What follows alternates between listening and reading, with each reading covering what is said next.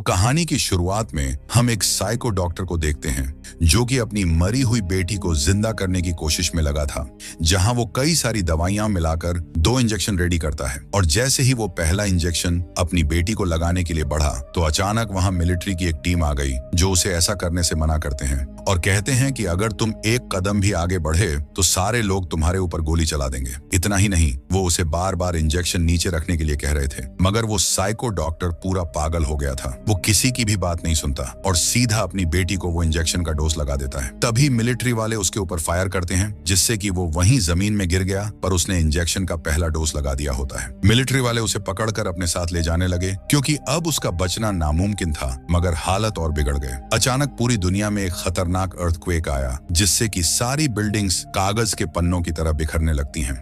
वो psycho doctor बिना डरे इंजेक्शन का दूसरा डोज उठाता है और जैसे ही वो अपनी बेटी को वो दूसरा डोज लगाने के लिए आगे आया तो तभी उनकी पूरी बिल्डिंग अर्थक्वेक की चपेट में आ जाती है। फिर हम 3 साल बाद का सीन देखते हैं जहां दुनिया में ऐसी कोई भी जगह नहीं बची थी जहां लोग आराम से रह पाए। सभी चीजें खत्म हो चुकी थी और लोगों के पास रहने के लिए एक अच्छा घर भी नहीं था। लेकिन सबसे बड़ी प्रॉब्लम भुखमरी और पानी की होती है क्योंकि दुनिया का सारा पानी अर्थक्वेक के बाद गायब सा हो गया और खाने के लिए कोई भी जमीन मौजूद नहीं थी जहां लोग खेती कर सकें। हालत बदतर से बदतर होने लगे और इसी बीच हम एक छोटे से एरिया में बसे लोगों को देखते हैं। उन्होंने खुद को जिंदा रखने के लिए इस पूरे वातावरण को अपना लिया था और वो इसी रेगिस्तान वाली जगह में रहकर अपनी पूरी जिंदगी काट रहे होते हैं। अब हम जेहू नाम के एक लड़के को देखते हैं। वो खाने पीने का सामान ढूंढने काफी दूर आया था जहां उसे कुछ भी काम का सामान नहीं मिलता, इसीलिए वो पूरे दिन बस इधर उधर ही भटकता रहता है। पर तभी उसकी नजर एक खतरनाक से क्रोकोडाइल पे गई जिसे मारकर वो खाने का पूरा बंदोबस्त कर सकता था।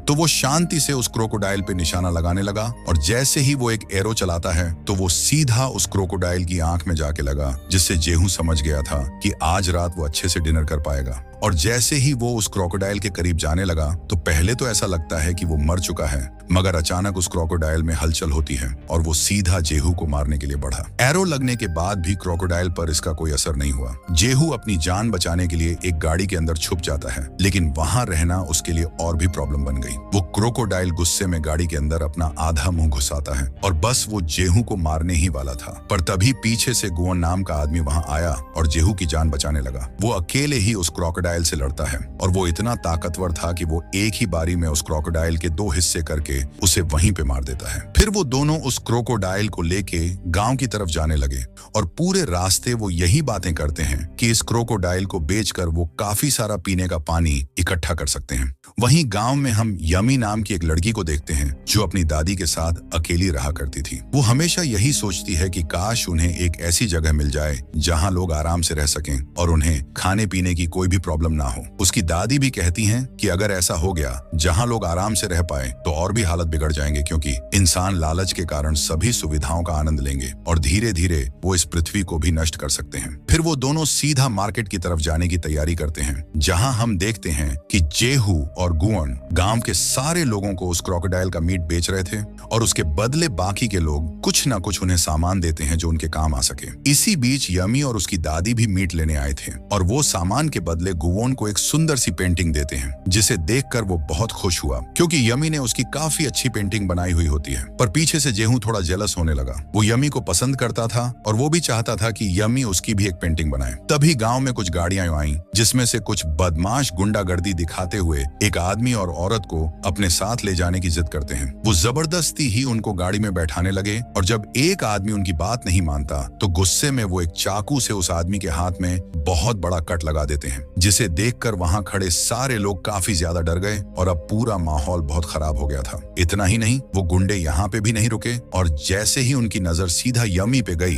तो वो उसे छेड़ते हुए परेशान करते हैं। पीछे से जेहू ये सब देख नहीं पाया तो वो अकेले उन सारे गुंडों से लड़ पड़ा और यूमी को बचाने की कोशिश करता है, मगर उल्टा उसे अच्छे से लड़ना नहीं आता था, जिसके चलते सारे गुंडे उसे बहुत बुरी तरह पीटते हैं और उसकी हालत मरने की कगार में आ चुकी थी। पीछे से गुवन अपने साथी को ऐसे पीटते हुए नहीं देख पाया, इसीलिए वो भी लड़ने के लिए आगे बढ़ता है और जो भी गुंडा उसके सामने आ रहा था वो एक एक को चुन चुन के मारता है। उसके सामने कोई भी गुंडा 1 सेकंड भी नहीं टिक पाता और काफी देर लड़ाई करने के बाद गुओन सभी गुंडों को बहुत अच्छा सबक सिखाता है। पर इसी बीच गुंडों के पास उसे एक साफ पानी की बोतल दिखाई दी, जिससे कि वो थोड़ा हैरान रह गया और जैसे ही वो इस पानी के बारे में पूछता है तो वो गुंडा बताने लगा कि यहाँ से 50 किलोमीटर दूर एक ऐसी जगह है जहाँ पानी और खाना अभी भी बचा हुआ है और वहाँ के लोग बहुत खुशी से अपनी जिंदगी जीते हैं। ये सुनकर अगले दिन जेहू और गुओन इसी बारे में बात करते हैं कि क्या 50 किलोमीटर दूर उन्हें सही में पानी और खाना मिल सकता है। जहाँ जेहू तो उस जगह जाने की जिद करता है क्योंकि वो यहाँ रहकर हर रोज बस परेशान ही रहता था। यहाँ की जिंदगी काफी मुश्किलों से भरी थी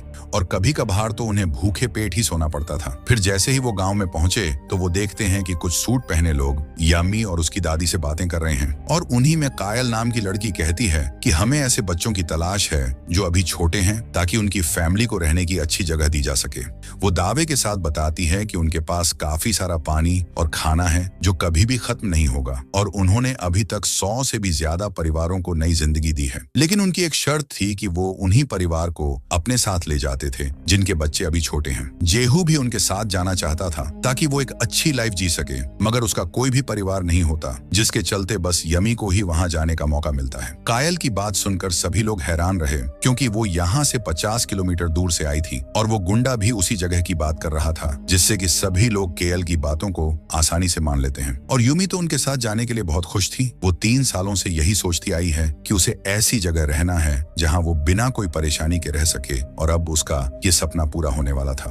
वो जेहू को एक पेंटिंग देती है जिसमें कि उसकी काफी सुंदर तस्वीर बनी थी और वो भी समझ गया कि यम्मी के दिल में उसके लिए फीलिंग्स हैं। रात के समय जेहू बस उस पेंटिंग को ही देखता रहता है। उसे बार बार यम्मी की याद आती है क्योंकि वो जानता था कि अब वो कभी भी उससे नहीं मिल पाएगा और उससे दूर रहना जेहू के लिए बहुत मुश्किल बनते जा रहा था। उसके दिमाग में एक आइडिया आया। वो गुवोन को कहता है कि तुम किसी लड़की से शादी कर लो, उसके बाद मुझे तुम अडॉप्ट कर लेना ताकि हमारी भी एक फैमिली बन जाए और हम भी उस जगह जा सकें जहां यूमी रहने वाली है। लेकिन गुवोन को उसकी बातें अच्छी नहीं लगती। वो किसी भी हाल में शादी नहीं करना चाहता था क्योंकि उसके बाद उसे काफी सारी रिस्पॉन्सिबिलिटी संभालनी पड़ सकती थी, जिसके लिए वो बिल्कुल भी तैयार नहीं था। ये सुनकर जेहू को बहुत बुरा लगता है, इसलिए वो पूरी रात घर के बाहर ही रहा। वो घर से दूर चला गया और बस यमी को ही याद करता रहता है। उधर यमी और उसकी दादी बहुत सारे लोगों के साथ कायल की बताई लोकेशन की तरफ जा रहे थे, जहां रास्ते के दौरान यमी की मुलाकात जेनी नाम की लड़की से हुई, जो बहुत खुश होती है कि अब उसे खाने और पीने के लिए लोगों से लड़ना नहीं पड़ेगा।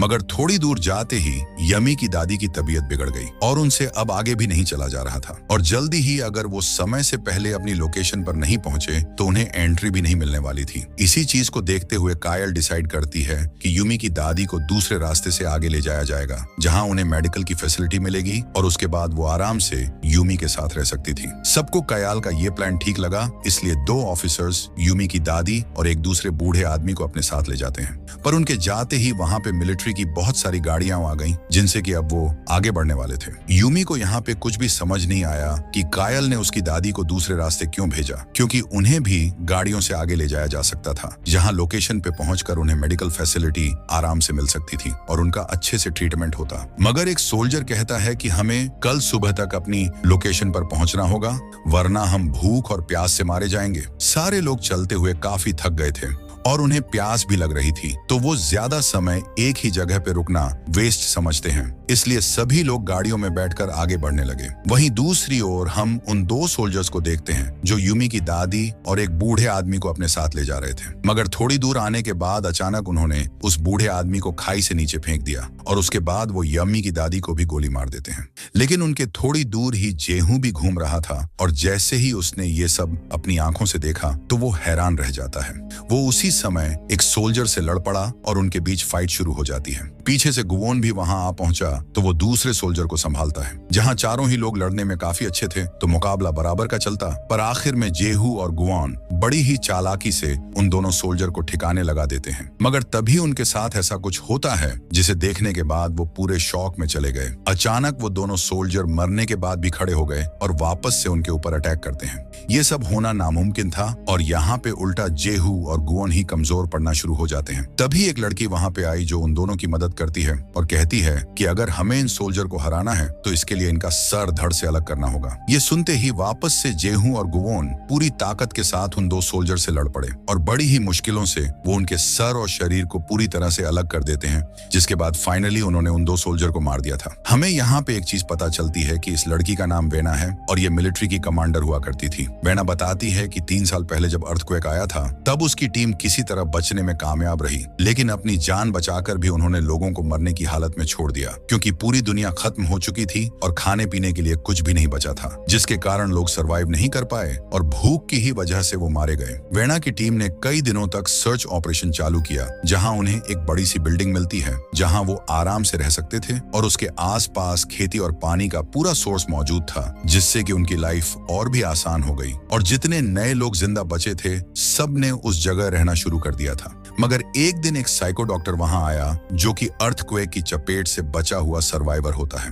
वो लोगों की मदद करने लगा और उनकी चोट और बीमारी के लिए कई सारी दवाइयां बनाता है। सारे लोग उसे बहुत अच्छा मानते थे, लेकिन धीरे धीरे उसने बच्चों के ऊपर एक्सपेरिमेंट करना शुरू कर दिया, जहां वो सभी बच्चों के शरीर से एक अजीब तरह का फ्लूइड निकालता था ताकि उससे वो एक ऐसी दवाई बना सके जिससे कि इंसान अमर हो सकता था। ये सब जब वेना को पता चला तो वो इसके बारे में साइको डॉक्टर से पूछती है, मगर उसकी ही टीम के सोल्जर डॉक्टर का साइड लेते हुए कहते हैं कि ये दवाई बहुत अच्छी है और इससे हमें कोई भी नहीं मार सकता। वो एग्जाम्पल दिखाने के लिए एक आदमी पे गोली चलाते हैं, जहां उस आदमी को गोली का कोई असर नहीं हुआ और वो जिंदा रहता है। वो वीना को भी साथ में काम करने के लिए जोर डाल रहे थे, पर वीना ये सब नहीं करना चाहती थी, जिसके चलते वो सोल्जर उसके हाथ में एक गोली चलाता है और उसे जान से मारने के लिए बढ़ा, मगर वेना किसी तरह बचते बचाते वहां से भाग गई और 3 साल से वो बस भागते ही आ रही है, जहां अब वो अपनी टीम के ऊपर भरोसा भी नहीं कर सकती थी। इसलिए वो कहती है कि हमें जल्दी से जल्दी उस साइको डॉक्टर को रोकना होगा,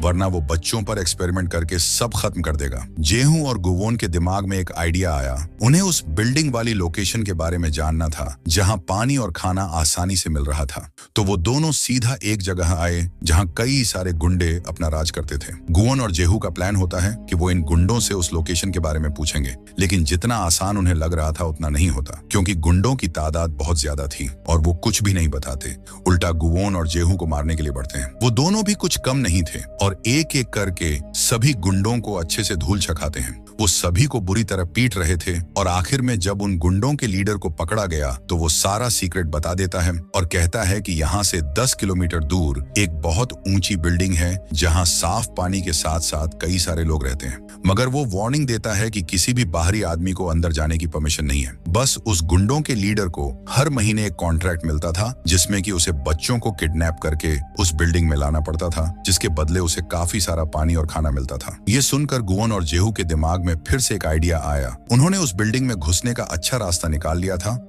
जहां वो उस गुंडे के लीडर को कहते हैं कि अब तुम्हें ही हम तीनों को वहां ले जाना होगा। उधर यूमी और बाकी लोग अपनी लोकेशन पर पहुंच चुके थे, जहां उनके जैसे कई सारे लोग पहले से ही मौजूद थे। फिर जैसे ही यमी का ग्रुप वहां आया तो सबको पानी की एक बोतल दी गई जो कि अमृत के बराबर होती है, लेकिन यमी के अलावा सारे लोग उस पानी को पी लेते हैं क्योंकि इतना पानी फ्री में मिलना बहुत बड़ी बात थी। यमी को अभी भी अपनी दादी की फिक्र होती है, तो वो कायल से पूछने लगी कि उसकी दादी कब तक यहाँ आ जाएगी, जिसके जवाब में कायल उसे भरोसा दिलाती है कि तुम्हारी दादी बिल्कुल ठीक है और वो 1-2 दिन में तुम्हारे पास आ जाएंगी। तभी सारे नए लोगों से मिलने साइको डॉक्टर आया जो कि इस पूरी बिल्डिंग को कंट्रोल किया करता था।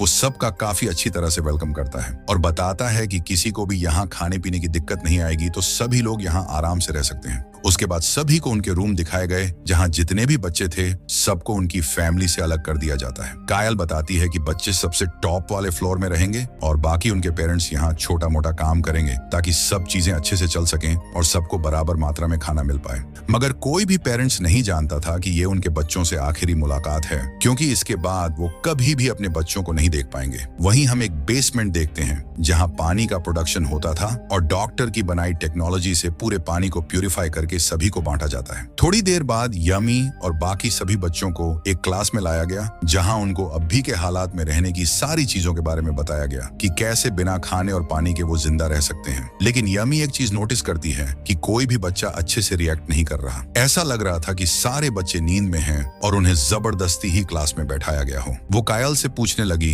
कि उसकी दादी को कौन से मेडिकल सेंटर में भेजा गया जहां उन्हें वापस आने में इतना टाइम लग रहा है। वो बार बार इधर उधर के सवाल पूछने लगी तो कायल सबका एक ही जवाब देती है कि तुम्हें फिक्र करने की कोई भी जरूरत नहीं है, तुम्हारी दादी जल्द ही यहाँ पहुंच जाएंगी और उन्हें कुछ भी नहीं हुआ है। तभी वो साइको डॉक्टर उनकी क्लास में आया और उसने यूमी की सारी बातें सुन ली थी। वो जानता था कि आगे जाके भी यमी ऐसे ही सवाल करेगी, इसलिए वो एक पानी की बोतल निकालता है और कहता है कि ये बोतल मैं तुम्हें एक्स्ट्रा के तौर पे दे रहा हूँ क्योंकि तुम यहाँ सबसे अलग और पहली लड़की हो जो इतने सारे सवाल कर रही है। लेकिन यहाँ पे यमी उस पानी को नहीं पीती और इधर उधर की बातें करके सबका ध्यान बॉटल से हटा देती है ताकि उसे पानी पीने के लिए मजबूर ना किया जाए। वहीं यमी की दोस्त जिसका नाम जेनी था, वो इन सब चीजों से बहुत खुश होती है। उसे यहाँ का नया माहौल बहुत अच्छा लगता है, इसलिए वो उस साइको डॉक्टर से ज्यादा ही घुलने मिलने लगी और कहती है कि आप भगवान हैं क्योंकि आपकी वजह से यहाँ हजारों लोग जी पा रहे हैं। वो साइको डॉक्टर मौका देखते हुए उसे अपने ऑफिस में आने के लिए कहता है, मगर जेनी नहीं जानती थी कि कुछ समय बाद वो हमेशा के लिए इस दुनिया को छोड़कर जाने वाली है। क्लास खत्म होते ही यूमी की छानबीन शुरू हो गई। वो चुपके से सीधा साइको डॉक्टर के ऑफिस में आई और जैसे ही वो कुछ फाइल्स को चेक करती है तो उसे वहां कई सारे लोगों के शरीर की फोटो दिखती हैं जिनमें की एक्सपेरिमेंट हो रखे थे। ये देखकर वो सब चीजें समझ गई थी और उसे पता चल जाता है कि यहाँ रहने वाले सारे लोगों के ऊपर एक्सपेरिमेंट हुआ है और जल्दी ही वो भी इसका शिकार बन सकती है। आगे जाने पर दूसरे रूम में उसे दिखाई दिया कि जेनी को बेहोशी की हालत में एक मशीन से बांधा हुआ है और उसके शरीर से एक अजीब तरह का फ्लूइड निकाला जा रहा था। यूमी को कुछ भी समझ नहीं आया कि इस सिचुएशन में वो किससे मदद मांगे, क्योंकि अगर उसने किसी गलत आदमी से मदद मांग ली तो गड़बड़ हो सकती थी। उधर बेसमेंट में जेनी के पेरेंट्स अपनी बेटी से मिलना चाहते थे, इसलिए वो पहरा दे रहे सोल्जर से कहते रहते हैं कि उन्हें किसी भी हाल में जेनी को अपनी आंखों से देखना है। तभी वो साइको डॉक्टर वहां आ पहुंचा और पेरेंट्स के ऐसे गुस्से को देखते हुए वो पूरा माहौल शांत करने की कोशिश करता है। वो उन्हें अपने साथ ले जाने लगा और कहता है कि मैं अभी आपको जेनी से मिलवाता हूँ। दूसरी ओर यूमी को एहसास होता है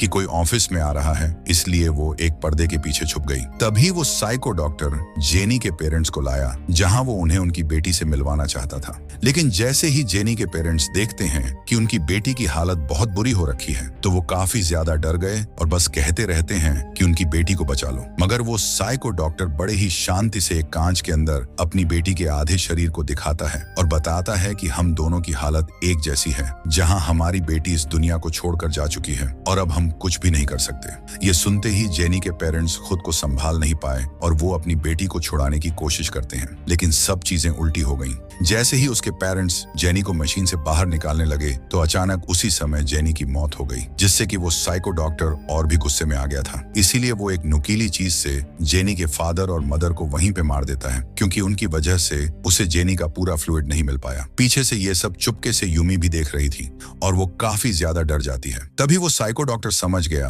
कि उसके अलावा कोई और भी ऑफिस में मौजूद है और तभी वो यूमी को देख लेता है, जहां वो उसे भी एक बेड से बांधकर उसके शरीर से वही फ्लूइड निकालने के प्रोसेस को शुरू करने लगा और कहता है कि तुम छोटे बच्चों की वजह से ही मैं अभी तक जिंदा हूँ, क्योंकि तुम्हारे शरीर का एक्टिव फ्लूइड मेरे अंदर जीने की ताकत लाता है। अभी तक उस साइको डॉक्टर ने अनगिनत बच्चों को ऐसे ही जिंदा मार दिया था। आगे वो बताता है कि तुमने जितना भी पानी पिया है उसमें एक केमिकल मिलाया हुआ था ताकि जब मैं तुम्हारा फ्लूइड निकालूं तो मुझे कोई भी इन्फेक्शन ना हो। लेकिन उस साइको डॉक्टर को पता नहीं रहता कि यूमी ने उसके दिए हुए पानी को जरा भी नहीं पिया। वो यही सोचता है कि यूमी ने कई बार वो पानी पिया है तो उसे कोई भी इन्फेक्शन नहीं होगा। दूसरी ओर हम गुवन को देखते हैं जो उस गुंडों के लीडर के साथ बिल्डिंग वाली लोकेशन पे पहुंच गया था, पर उनकी किस्मत बहुत खराब रहती है। सोल्जर जैसे ही ट्रक की चेकिंग करते हैं तो अब चीजें नॉर्मल थी, पर वो बताते हैं कि 1 महीने तक उन्हें कोई भी बच्चा नहीं चाहिए, जिसे सुनते ही गुंडों का लीडर डर गया। उसे लगा कि यहाँ पे वो फंस जाएगा, क्योंकि अगर सोल्जर को पता चल जाता कि ट्रक में किडनैप किए हुए बच्चे नहीं बल्कि कोई और है तो उसकी जान जा सकती थी। लेकिन यही मौका देखकर गुवन ट्रक को तेज रफ्तार में अंदर घुसा देता है। फिर वो सभी लोग वहां मौजूद गुंडों से लड़ने लगे और एक एक करके सबको मारने की कोशिश करते हैं। अब उस पूरे एरिया में सारे गुंडों को मालूम पड़ गया था कि कोई बाहरी लोग उनके ऊपर अटैक करने आए हैं, इसलिए वो पूरी फोर्स के साथ जवाबी हमला करते हैं, जिससे कहीं ना कहीं गुवोन की टीम कमजोर पड़ रही थी। तो वो अपने बचाव के लिए सीधा एक अंधेरे बंकर में छुप जाते हैं ताकि कोई भी गुंडा उन्हें इजीली ना देख पाए। वो तीनों लोग धीरे धीरे उस बंकर में आगे बढ़ते हैं और उन्हें लगा कि शायद यहाँ से आगे कोई सीक्रेट डोर खुलेगा जिससे वो वापस से हमला कर सकें, पर ऐसा कुछ नहीं होता। उल्टा उस बंकर में कई सारे ज़ॉम्बीज मौजूद थे जो उन पे ही अटैक करना शुरू करते हैं,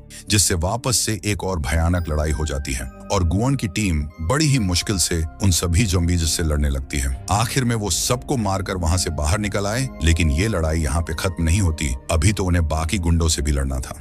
तो वो सीधा बिल्डिंग में घुसकर अपना पूरा जोर लगा देते हैं। वेना के सामने उसका ही पार्टनर आया जो 3 साल पहले आर्मी में उसके साथ काम किया करता था, और वो यहाँ पे वेना को एक मौका देता है कि अगर वो शांति से हार मान लेगी तो वो उस साइको डॉक्टर से कहकर उसके लिए एक सीरम बनवा सकता है जिससे वेना कभी भी नहीं मरेगी। लेकिन वेना उसकी एक भी बात नहीं सुनती और उस पे लगातार अटैक करती है। दोनों के बीच ताबड़तोड़ फाइट होने लगी, जहां उस सोल्जर ने तो पहले से ही सीरम का इंजेक्शन लिया होता है तो उसे कोई भी चोट नहीं आती। उल्टा वो वेना को काफी कमजोर कर देता है, जिसके कारण आखिर में उसने वेना को बिल्डिंग से नीचे फेंक दिया और उसकी वहीं पे मौत हो जाती है।